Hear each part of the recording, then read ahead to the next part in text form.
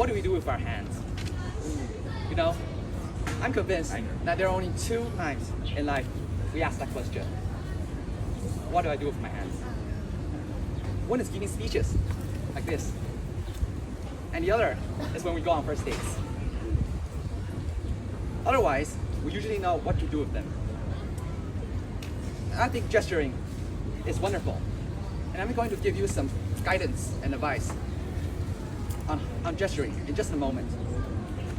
But what do we do when our hands aren't gesturing?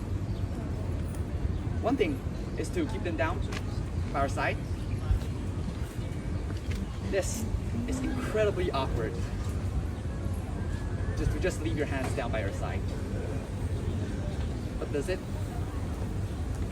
look awkward? Yes. No. It feels awkward. Another nice resting place is just right up here. Okay? The trick though is if you keep your hands, you want it around your navel, your belly button level, your tummy button level, not high. Look what happens to my shoulders and my entire demeanor if my hands are here versus here. You see the difference? No. Yes. It's a matter of inches, yet it looks more comfortable. Okay, so we want to make sure that our hands are in natural position. We don't clench, because it makes it look tight. Okay, it tenses everything. We just rest. We can steeple. There's no right way to do this, but we just gently relax our hands when we gesture. When we gesture, we reach out to our audience. It's about you. I reach out. Many people, when they gesture, they gesture in tight. It's protective. Speaking is a threat. So I want my hands up like this. It's like a boxer, okay? But this makes me look tight. I coached one client before who gestured all like this the entire time. And I ended up calling him a T-Rex, a dinosaur, because that's what he looked like. Okay. So you want to reach out, elbows away from the body, just reach out. Sometimes I tell my clients that pretend there's a golf ball, a ping pong ball underneath your armpits. It's not big, just little, enough to get your arms out. So I want to gesture away from myself. It's inviting. It's incorporating the audience. It's not tight and close.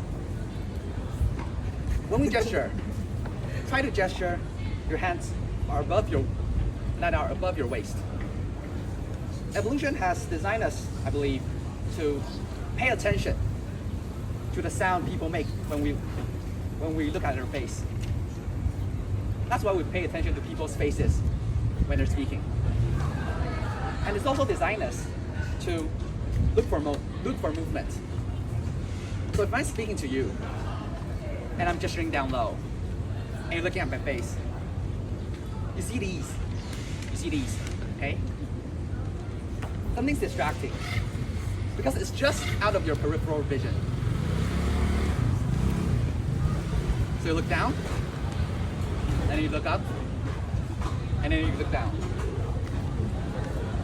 And in a subconscious level, this is annoying, right? It's distracting. You might not consciously say, oh, his hands are gesturing too low, but it's distracting. So when I gesture at my waist level or above, you can see my hands and my face in the same line of sight. And it's comforting. So we want to gesture up, okay? We want our gestures out and up. How many of you know the rules to basketball? How many seconds can you say in the key, the basketball key, without getting a penalty? 3? That's right, 3. So your chest area treats like a basketball key. Okay? You can gesture in here, that's great. But if you stay here for too long, it makes you look nervous and tight.